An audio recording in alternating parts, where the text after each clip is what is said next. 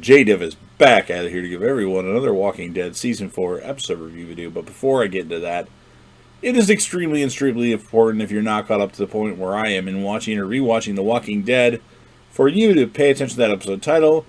I'll actually put that title in the description for you if that's the case and you find out that you're not caught up still. I recommend that you don't watch this video any further. This will be The Walking Dead Season 4 episode number 6. The title of this episode is called Live Bait. This will be my review, reaction, and recap of the episode. And it's an episode I've seen before.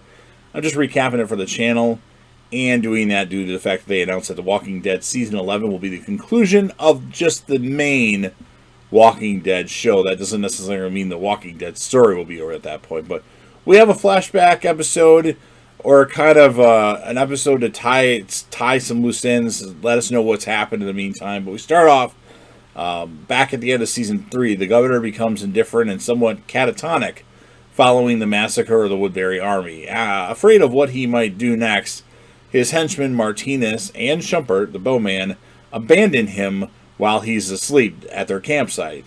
He returns to the abandoned Woodbury and smashes through its walls.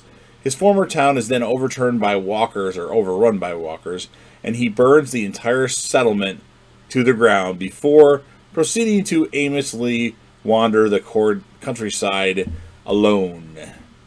Now, a few months later, the bearded and weakened governor sees a girl who resembles his deceased daughter Penny in the window of a nearby apartment building.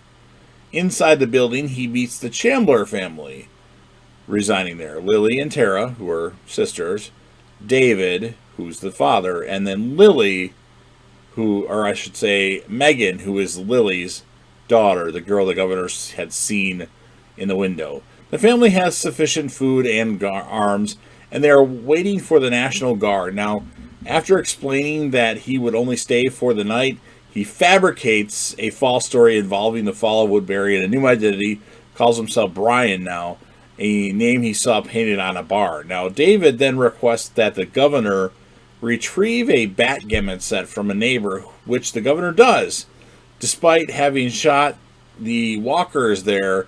At this juncture, the family does not know how to kill a walker and are unaware that the dead, if they're not shot in the head, if they're just unbitten and unscratched, they will actually turn no matter what.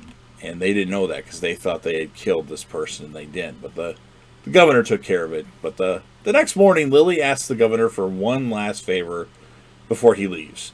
Her father is dying of stage 4 lung cancer and requires oxygen tanks from a nearby old folks' home. Now, the governor manages to retrieve 2 tanks from the nursing home following an encounter with a bunch of walkers. Now, the family begins to warm up to the governor, who has bonded with Megan. When the governor and Megan are playing chess, Lily approaches the governor and tells him that David has in fact died from his illness, which kind of came out of nowhere because he seemed fine. He seemed fine when he asked for the backgammon thing, but he's not anymore, apparently.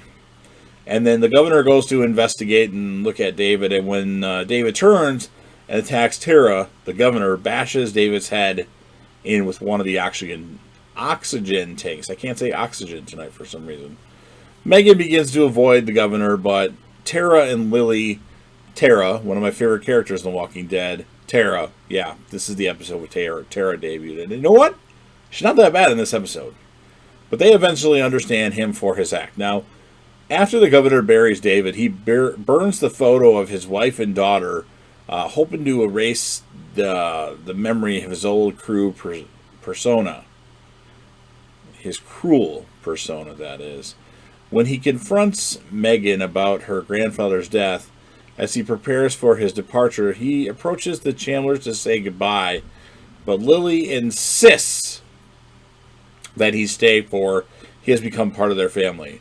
The group then leave the apartment in their food truck, hoping to find a safe haven in their journey. Now, the governor and Lily become intimate during an overnight encounter, and when the truck breaks down, the family is forced to walk on foot. However, they must flee when they are essentially they have an encounter with a herd of walkers. The governor and Megan are separated from Lily and Tara and fall into a pit filled with walkers, which are killed by the governor.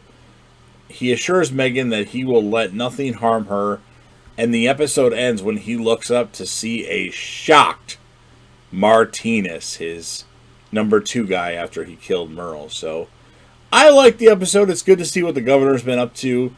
Obviously, we could have got it a lot sooner, but I'm glad that we did get it.